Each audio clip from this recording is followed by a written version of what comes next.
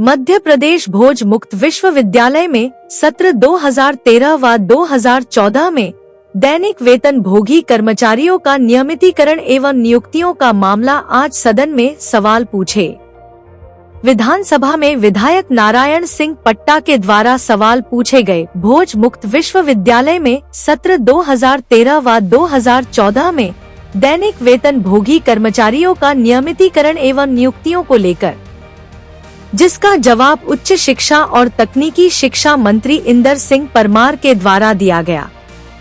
वहीं हम आपको बता दें कि पूर्व में भी उच्च शिक्षा मंत्री इंदर सिंह परमार के द्वारा विधानसभा में माफी मांगी गई थी कांग्रेस विधायक जयवर्धन सिंह के सवालों पर। विधानसभा में कहा था कि अध्यक्ष महोदय, मेरा प्रश्न रावगढ़ डिग्री कॉलेज के संबंध में था, लेकिन उसके साथ साथ इस प्रश्न के अंतर्गत एक बहुत गंभीर विषय है जो जुड़ा हुआ है हर सदस्य के साथ में।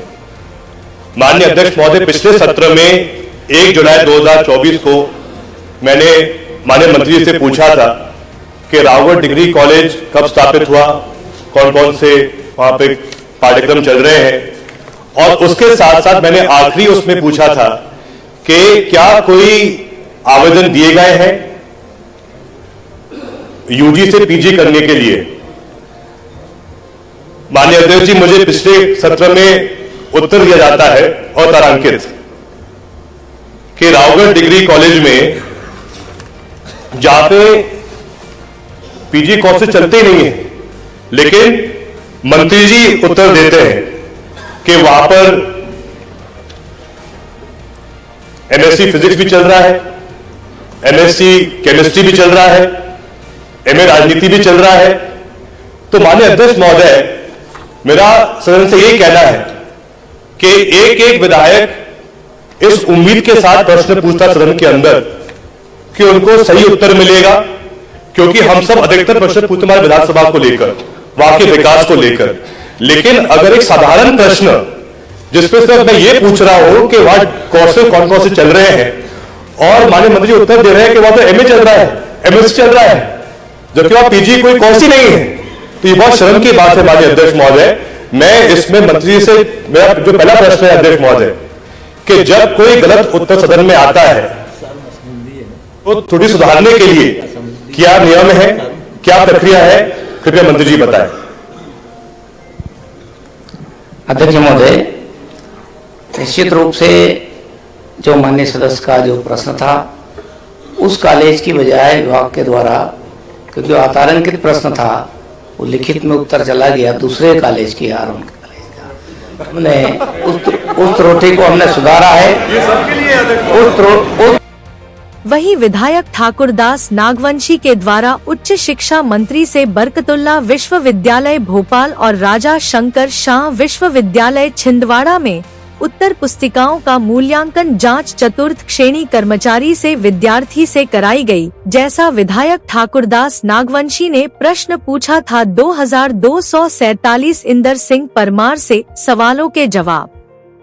उच्च शिक्षा और तकनीकी शिक्षा मंत्री इंदर सिंह परमार के द्वारा विधानसभा में दिया जवाब आप भी सुने। 2437 है। माननीय मंत्री जी, उत्तर पटल में रखा है। माननीय सदस्य पूरक प्रश्न करें। माननीय अध्यक्ष महोदय, मेरा प्रश्न था मध्य प्रदेश भोज मुक्त विश्वविद्यालय में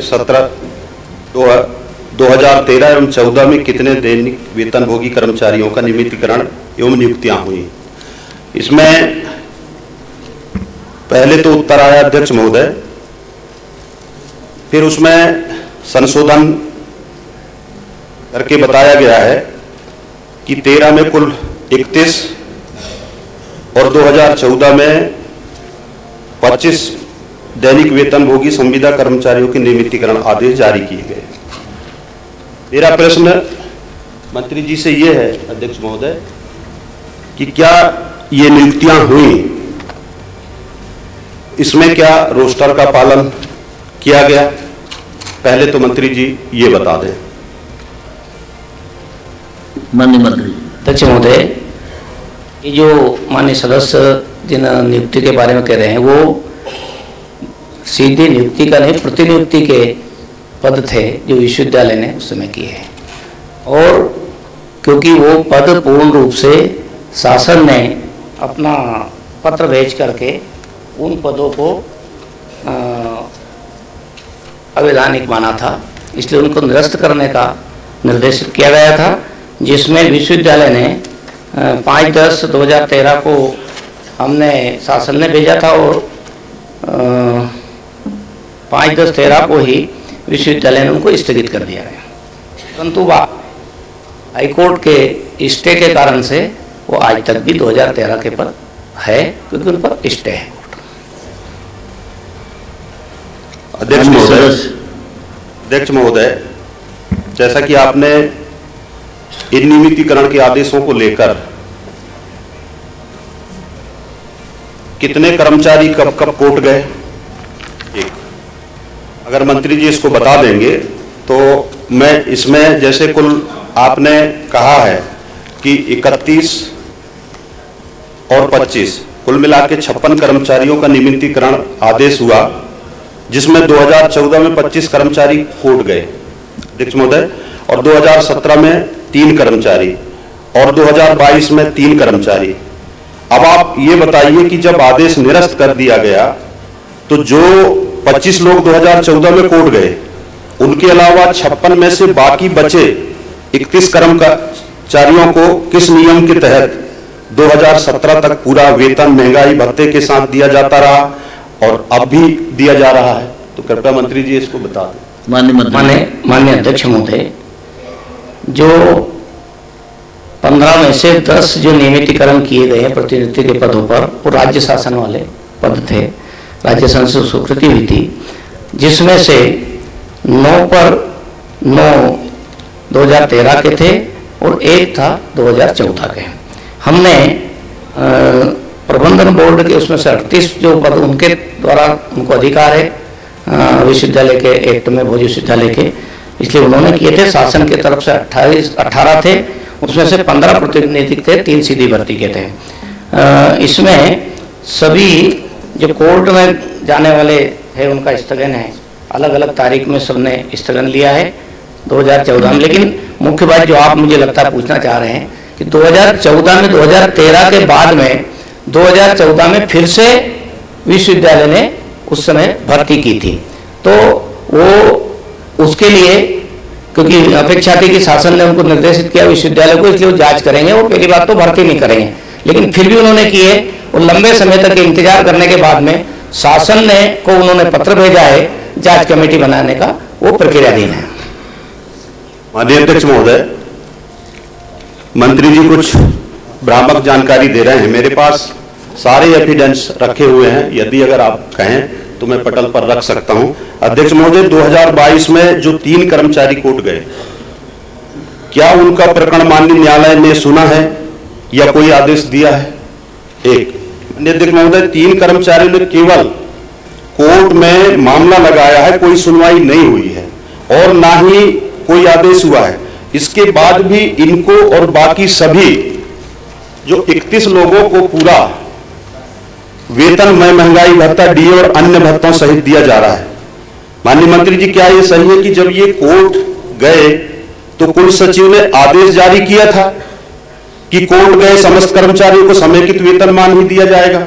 एक जब ऐसा आदेश हुआ तो इन सभी कर्मचारियों को 2014 से लेकर अभी तक पूरा वेतनमान, महंगाई भत्ता, डीए व अन्य भत्तों सहित क्यों दिया जा रहा है? नारायण सिंह जी, वैसे 2 प्रश्न आपके पहले हो गए। माननीय अध्यक्ष महोदय,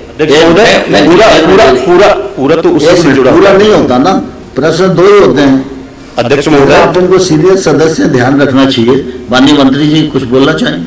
बैठिए। अध्यक्ष महोदय, बैठिए। नारायण सिंह जी बैठिए। मैं जो कहना चाह रहा हूं कि जो 2013 में जो नियुक्ति की गई थी वही नियम विरुद्ध की गई थी। प्रतिनियुक्ति के पद थे जो उन्होंने नियमितीकरण कर दिया, वो प्रतिनियुक्ति से वहां पर आना चाहिए था, दूसरे विभाग से कहीं से भी प्रतिनियुक्ति पहले जो हो गया।